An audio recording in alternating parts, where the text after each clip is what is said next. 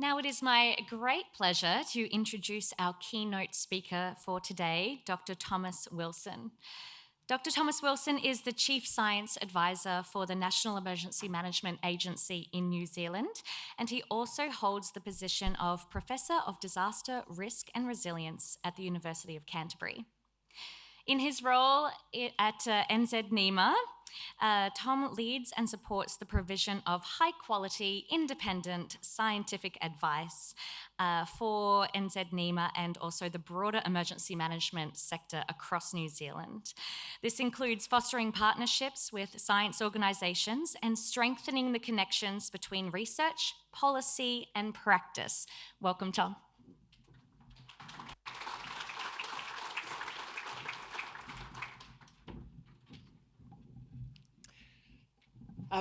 Kia ora tātou, kamihi kia koutou, which is a translation in Māori, from Aotearoa Māori, is respectful greetings to you all. Thank you so much for having me here today. I'll try my best not to slip into Kiwi mode and speak quickly, mumbling and destroying vowels, but happy to take feedback from the floor. I'd like to begin by acknowledging the traditional owners of the land on which we meet today. I'd also like to pay my respects to the elders, both past and present, and thank you so much, Uncle Steve, for the lovely welcome. Thank you so much, Minister. Thank you so much, Alistair, for the very, very kind introduction, and Kate. It's lovely to have such a warm and warm welcome.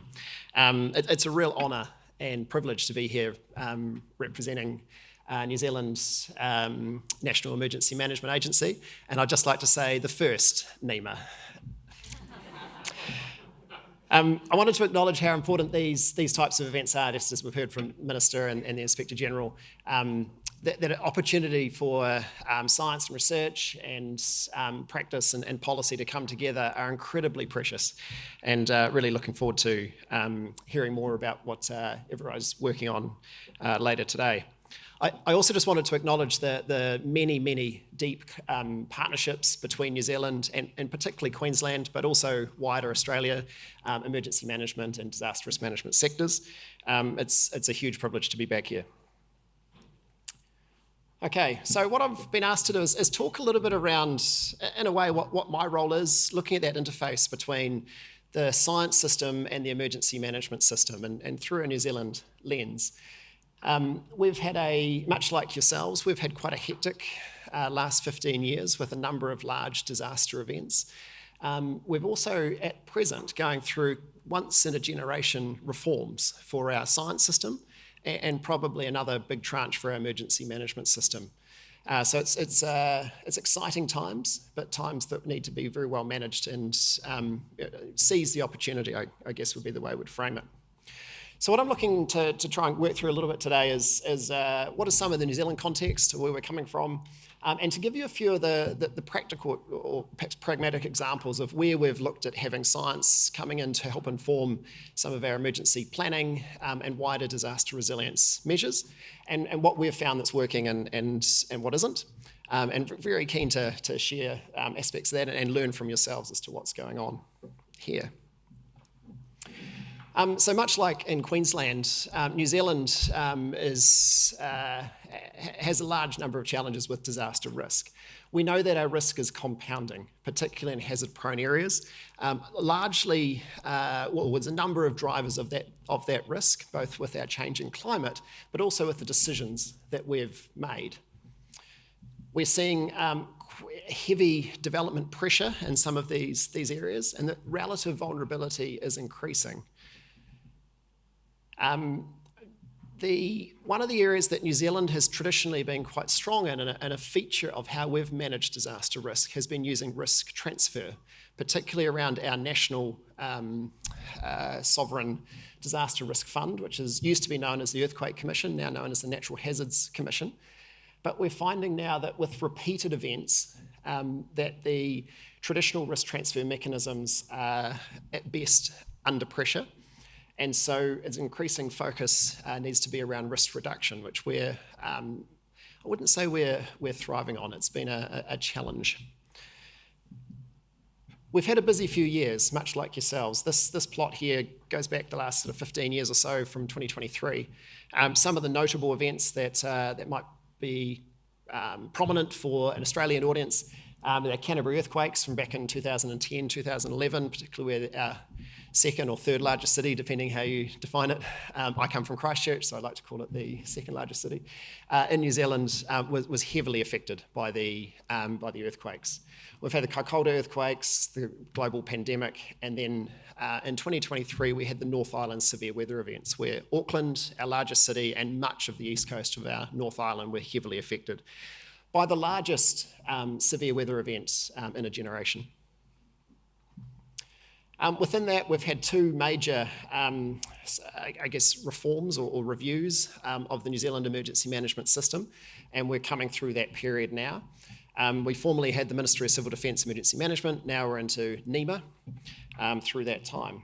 And I think a feature, at least in the context today, is we've had a growing recognition of the value of how the science system can support our emergency management and wider disaster resilience system, but particularly through the use of negotiated research platforms, where we have negotiated funding for providing national capability and capacity on key priority areas, in this case, natural hazards and disaster resilience. We've also had sustained investment in more science services through this period, and our science agencies taking a much more incident management system approach for being able to interface with the emergency management system as all features.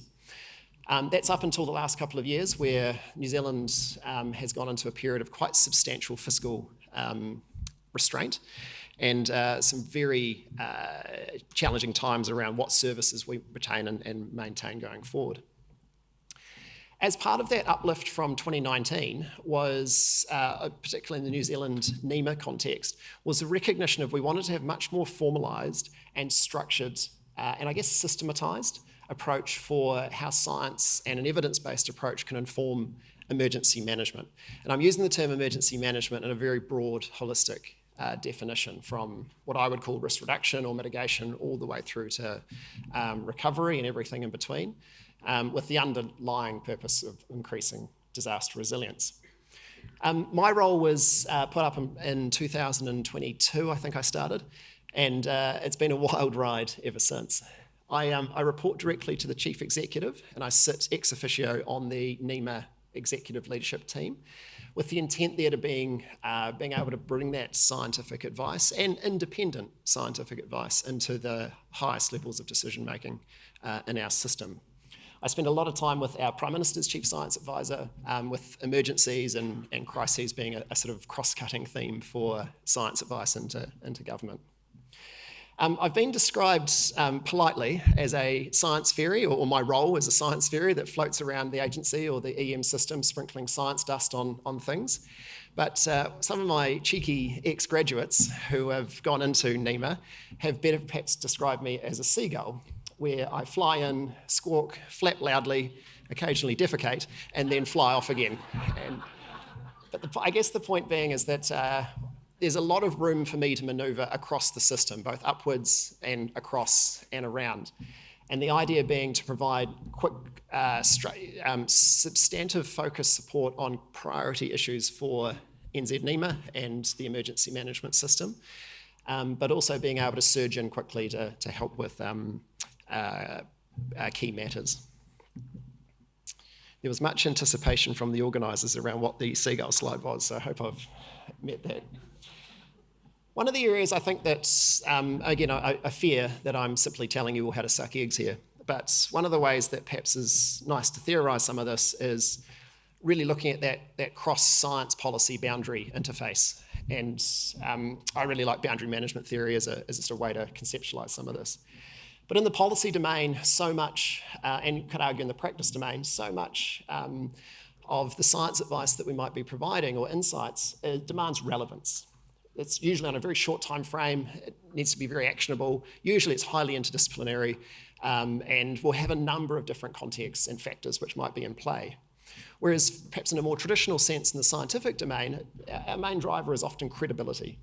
So usually we've got quite uncertain, complex information at hand, we're trying to make sense of it, and the timescales are generally so much slower, and perhaps better described as supply-driven. So in that hybrid boundary zone, the factors around legitimacy perhaps are a nice way that at least I've lived that experience, and having a lovely discussion yesterday with Kerry Wilson, teased out some of these threads. But that ability to be able to provide balance, compromise, inclusion, but particularly transparency as ways to navigate that domain. That's certainly been a lived experience of mine, and what we've found is guiding some success in the New Zealand context. So keep that in mind as we go forward here.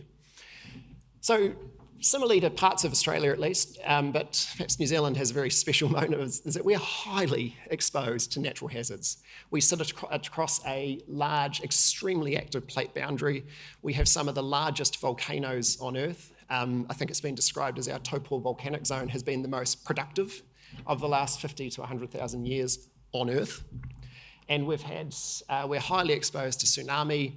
We get severe weather events all the time. And then most recently, I've had the pleasure of needing to, and I'm using government language here, grip up space weather risks, which has been something that we've been picking up, particularly since the Gannon event in May 2024 last year. And if I'm looking a bit tired, it's because I got woken up at 3:30 a.m. local time with a current space weather event that's going on. But don't worry, we've assessed it as no threat to New Zealand. I'm not sure where Australia's at, but I think you'll be the same. There's a lovely little quote here from one of our ex-prime ministers, but New Zealand's it's a busy place in terms of natural hazard risk. One of the areas where we've had some success is to implement collaborations or partnerships, looking at bringing together science, policy and practice together. And I think the best example I could give would be the AF8 program, which is a collaboration looking at preparing for a future alpine fault earthquake. And the associated, initially started out as planning for response and some readiness aspects, but now is morphing into more risk reduction and recovery planning as well. The Alpine Fault is a major plate boundary fault. It's capable of magnitude 8 earthquakes. And for those of you that aren't super familiar with seismology, that's an awfully, awfully big earthquake. This is the seagull flapping when I start talking about these types of things. We regard this as one of our major national risks. So what we've come together since about 2018 was to bring the best possible science to look at what could happen and to bring that together in a manner that we can affect useful planning and policy development around this particular risk. And there's quite a strong community outreach component to it as well. So one of the areas that we settled on was to have a scenario. We acknowledged the science was quite complicated. There's all sorts of ways the fault could rupture and all sorts of ground shaking that could occur, all in different sort of manifestations and so on. But we elected to go with a single scenario as something to plan around. And what we found was the emergency planners and some of the policy and elected members found that much more comprehensible around being able to get their teeth into something.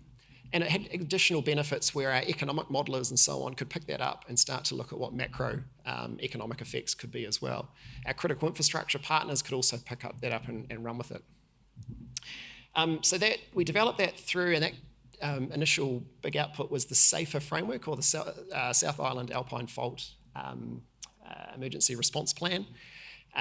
But where that scenario grew legs, where it was used for exercise roof whenua in 2024, and we updated the science again, using that AF8 collaborative mechanism to keep bringing in the best possible new science into informing what might occur there. Some of the Alistair and others from Australian NEMA came across for that exercise, which was a terrific addition. We approached that exercise in three different ways. We looked at initial response, so the sort of first 24 hours of the event. Then we went into sustained response of 10 days in, and then a month in, or about 6 weeks in terms of early recovery. What that demanded from the scientific modelling was to be able to look through time in a dynamical sense of what those impacts could potentially be. And whilst I'm going to nerd it up here a wee bit, whilst the epistemic modelling uncertainties became greater and greater and greater, by able to looking at what those physical effects and particularly the impacts on society could be in a modelled, structured way, we found gave huge credibility both to the exercise, but also the emergency planners and so on were able to really pick it up and run with it. And I'll show you a few of the examples of that in the next couple of slides. But what also spun out of that was we started around about the same time, we're looking at what are the catastrophic risks that New Zealand needs to be prepared for. And what I mean, I guess, in terms of in the New Zealand definitional sense, is we might have an incident, we have an emergency, we might have a disaster which starts to overwhelm our systems. And then we have a catastrophe where we starting to see things where rule of law might be compromised or the ability of government to function effectively. And I say that tongue in cheek. The other major economic collapse of what the New Zealand economy might look like. And so that spun out a lot of work with our Department of Prime Minister and Cabinet, who are stewards for our national risk approach, and also into things like the Catastrophic Event Planning Handbook as well. So the benefit of that collaboration of the science, policy and practice all coming together, producing targeted scientific outputs that could be useful, usable and used was really important. So some examples of that there, just to sort of set the scene. I wanted to give you a sense of what the size of this potential earthquake could look like. So it's a magnitude 8. So the Christchurch earthquake, the one that did most of the damage and sadly led to the fatalities back in 2011, that's the relative amount of energy that's released by a magnitude 6.2 earthquake. We could then go up to a magnitude 7.1 earthquake, which is what we had the Darfield earthquake, which kicked off the Canterbury earthquake sequence back in 2010. This is a magnitude 7.8 earthquake with the Kaikoura earthquake back in 2016. Again, a number of Australians were affected by that with, when they were over visiting. And then this is what a magnitude 8 earthquake in terms of relative energy that's released from that event. Putting that into what that might look like in terms of shaking intensity, this is a very simplistic isoseismal or area of equal shaking map. And just to compare it against perhaps known benchmarked events, the Darfield earthquake and then the Christchurch earthquake. So the Alpine Fold earthquake will be a truly island-wide impact. You'll probably feel it in Sydney. But what we were able to start to deploy were some of the more physics-based models of looking at what these rupture scenarios could look like. So having a really clear understanding of this has transformed our ability to both assess the potential consequences, but it's also a spectacularly good risk communication mechanism. So this is some work from Brendan Bradley, University of Canterbury, he's an engineering seismologist who's developed what the physics of this rupture might look like, and then really understanding what are all the different sedimentary and geological effects that might influence the effect of the shaking. So at the moment, we have the fault unzipping from south to north or rupturing from south to north. And you can really see the representation of how that seismic energy stacks up as the travel speed of the energy as it's released from that rupture zone is about the same speed with which it's rupturing. So you get this big stack of energy that occurs.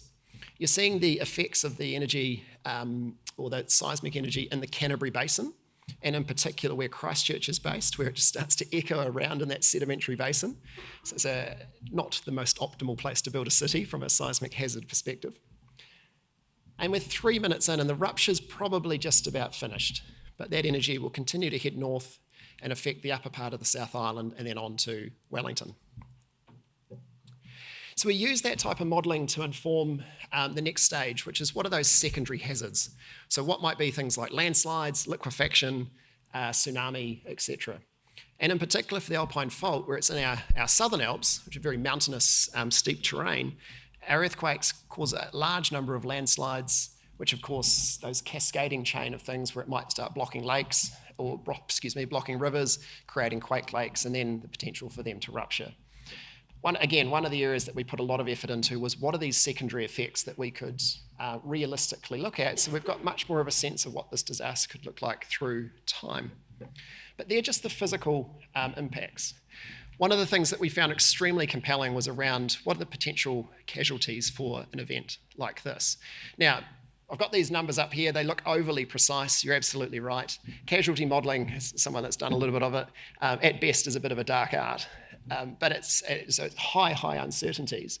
But we used this information as part of the exercise for both officials and emergency managers to get a sense of what they might be facing in terms of the type of casualties, where they might be located, to allow much more precise information. And our health agencies in particular found this exceptionally useful in terms of planning what they might need to in terms of resourcing and the mass fatality event that they need to plan for. We also did a huge amount of work with our critical infrastructure agencies in terms of understanding what the likely effects to their networks and infrastructure could be, but a lot of focus on the estimated loss of service and the duration with which that service might be out for. So this is one of the maps on the right here, looking at what the estimated outage for the state highway network would be on day one of the earthquake. And we worked with a number of the network modelers, both across research through into industry, around what this might look like as they bring networks back up online. So this image here was around the electrical power and the level of service that we would be expecting for the South Island of New Zealand through the first day as they bring that network back up online. They're able to identify, that was useful in terms of what those potential impacts for our communities, but also the emergency response in terms of bringing that through.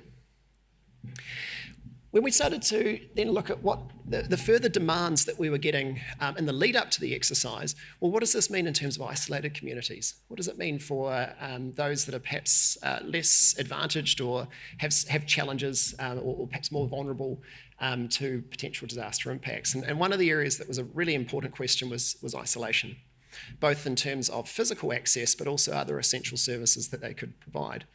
So again, we used geospatial modelling to start to look at what potential effects could look like there.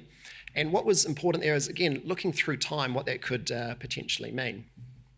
And it culminated with bringing that the information of the critical infrastructure outages, social and physical isolation, and various other factors into a model which some of our social scientists produced of looking at what might be the habitability demands through different regions and through time. This particular model, which Finn Shiel from Earth Sciences New Zealand built as part of his PhD research, was to look at what's the state of housing, and particularly where are households and are they being displaced, again, through time. And it was strongly demanded from our social agencies and the health sector as well. And again, met need quite nicely. And he's been run off his feet trying to do more of that type of modelling. And then the final big question that we had as part of particularly exercise Rūwhenua last year was, what does this mean for international visitors? So we put a lot of work into trying to track the where transient populations might be across New Zealand.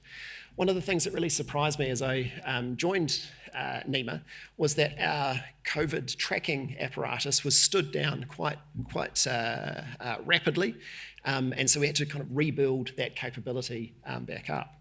One of the areas that we know from our large disaster events we've had in the last 15 years is, what does that impact on internationals look like? And so we were, here in this case, pulling out what the Australian visitor numbers look like through time over the last couple of years. And that orange line there is how many Australian visitors are in alpine fault shaking intensity 6 areas, I think I've got that right, and what they might be exposed to. And then we can start to make estimates around how they're going. Our Ministry of Foreign Affairs and Trade were thrilled with this type of insight, and again, we're able to use that as part of the exercise around strengthening their planning processes as well. So it's been the AF8 program's been regarded as one of the success stories of how we're bringing science, practice and policy together, and it's spawned a number of other collaborations, from looking at volcanic risk in Auckland to earthquake and seismic risk in Wellington, and a number of other initiatives across the nation. One of the areas that I guess an insight I'd probably be keen to share was New Zealand struggled a little bit with how to conceptualise our risks and compare the large number of different challenges that we face.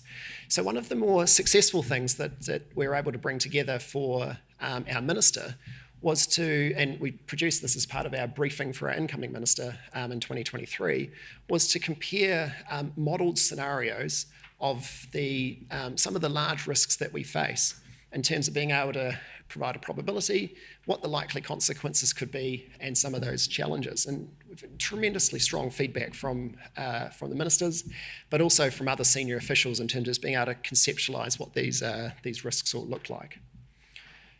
We benchmarked it against known events, and particularly what was compelling there was that the very low probabilities that real-world events had the day before that they potentially occurred. And I draw your attention in particular to the 2 earthquake events, where if we pull that out of our National Seismic Hazard Model catalogue, the probability of them occurring is exceptionally low, but of course they did occur. And so these are the types of things that we might want to be prepared for. And then we can frame what the cumulative probability of these things might be in a particular elected member's period in office. I'll leave you to draw the lines there. The other compelling event that we've had in the last wee while was in 2023, we had the North Island severe weather events, as I've mentioned before. And what came out of that was a strong finding around continuing to strengthen the formalised linkages between the science system and the emergency management system. In the Cyclone Gabrielle in particular, where we really, I think, whilst we had strong relationships with our geohazard scientific community, we perhaps didn't have the same depth and robustness with our severe weather community. Certainly our Met service was excellent, but that wider layer was a bit more challenged. So what we've elected to do is stand up these science advisory panels on particular hazard areas. So we have a volcano panel, an earthquake panel, severe weather panel, space weather panel, which has been very active the last couple of days, and then we have a tsunami capability as well.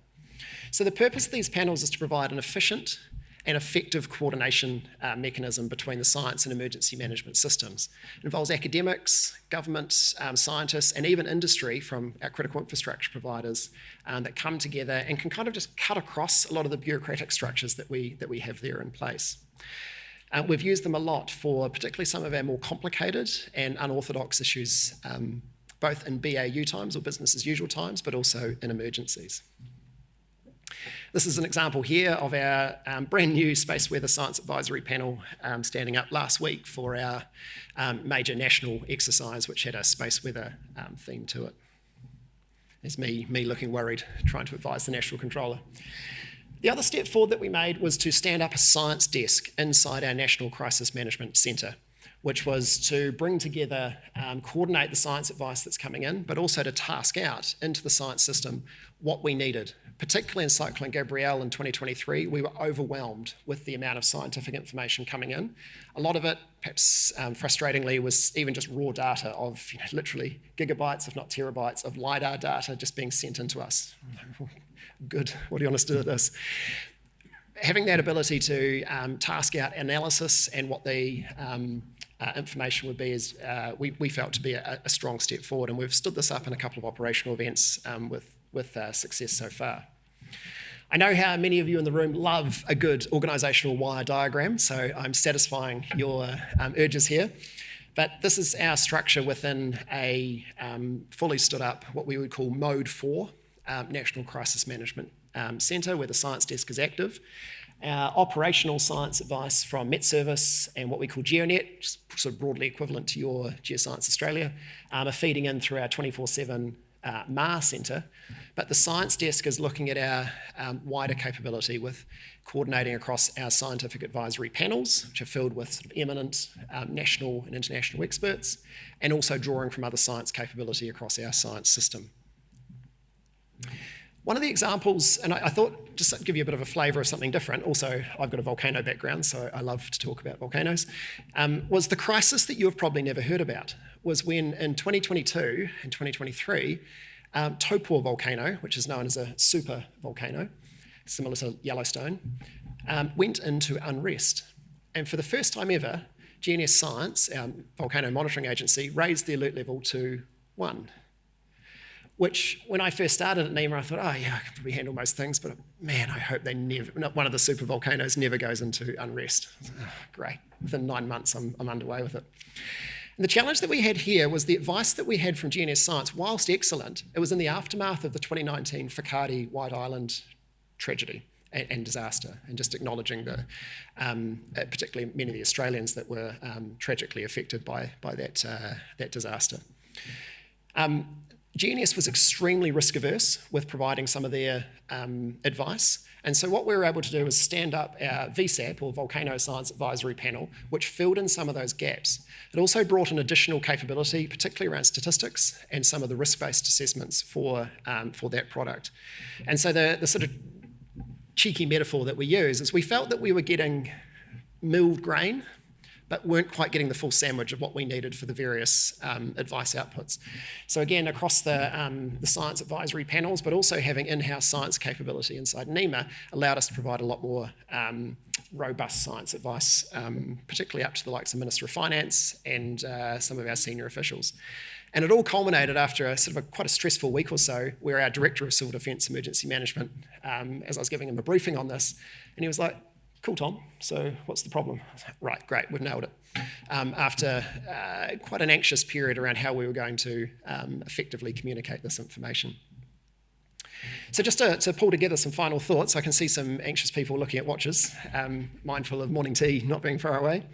But similar to the theme of this conference here, New Zealand is just the same as you, where we are confronted by a number of C words. Complex events are increasingly challenging. Their complexity seems to get more and more. But I guess a perspective as an academic that's come into government is the complex systems that we work within. And so being able to understand them, work through them, and where appropriate, simplify them, I think is a really important thing to acknowledge. But understanding each other's worlds, I think, is a really key theme here. And the very complex decisions that often need to be made. Cascading, compounding, concurrent events, all things that we are really actively trying to work hard on. But I guess an observation that I'd share here, and I'm very curious to see how you're finding this, is perhaps confusion and concern even around New Zealand came through a period, particularly at the beginning of the COVID-19 response, with a very strong emphasis on science trust and a science-led response to COVID. But we had a big shift, and that social license perhaps started to erode. So the effectiveness of treatments and intervention and what that evidence base around them has been something that we're really struggling, probably shouldn't say that, working hard through and find some challenges there. The shifting and changing societal and political expectations on what is demanded from the emergency management system, and thus the high operational tempo has been also challenging. I was struggling a bit for a C word here, but I'm going to say the compelling transformation of science advice and the wider system to pick up new emergent technologies, particularly AI and all of that. We are grappling with it, so I'm thrilled to see there's a few talks around that today and posters. And I guess the good old-fashioned difficult nut that we all do focus on is that communication in a very complex, dynamic, and often contested environment is certainly something we're working through with a high degree of caution, but finding it interesting. I love putting this slide up, especially for the academics in the room, because as a fellow academic, it's always a bit confronting to hear this. But one thing that really struck me coming into government was there's all this awesome research that's out there. Bugger all of it gets used. And it's really upsetting to someone like myself, and I'm sure many of you. And so I think that critical challenge that we face, and a bit of a theme of my talk, hopefully, is how do we operationalise this research to be as effective and efficient as possible? Not all research needs to be totally short-term operationalised. It may form important backbone knowledge that will inform other things. But I do think that's something we do need to be very mindful of, and that old adage of being useful and used is important. But I think critical challenges that we face, at least in New Zealand, and again, it's exciting to see how you're confronting some of these here, is the efficient and equitable access to natural hazard and risk data, tools and guidance remains a difficult chestnut, and a surprising one that I would have thought New Zealand perhaps would be a bit further along with. So we're, again, actively working in and around that. Issues around risk tolerance and the guidance around what we should be doing, as an example, around particularly for touristic or high risk touristic pursuits, is something that we challenge with as well. So I think I've said this 3 times, final thoughts. I guess understanding each other's worlds would be a theme that I would be very keen to share. Understanding the policy and the practice environment, but also what the research and scientific environments, and understanding how each other works so we can maximise the value for each other, I think is really, really important. New Zealand, particularly in our sort of constrained fiscal environment, is becoming much more focused around what is the value of research. And so how do we effectively assess that and evaluate that and demonstrate that are big priorities. And I understand here is you're faced with some similar challenges. I think obviously understanding our risks is critical and all their complexities, but one of the, I guess, the large research agenda topics that we have in New Zealand is, by and large, we often know what the risk is. Our big challenge is how do we effectively reduce them?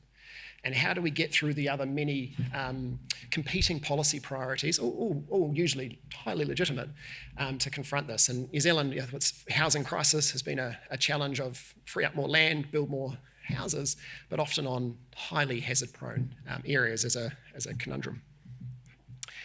And I guess, unsurprising from someone like me, engage with your science partners, invest for the long term, but I would strongly argue, try and systematise it. Where appropriate and where effective, formalise that into your various systems and working out what the most effective way forward might be. Kia ora, thank you so much for your time. It's a huge honour to be here. Thank you so much.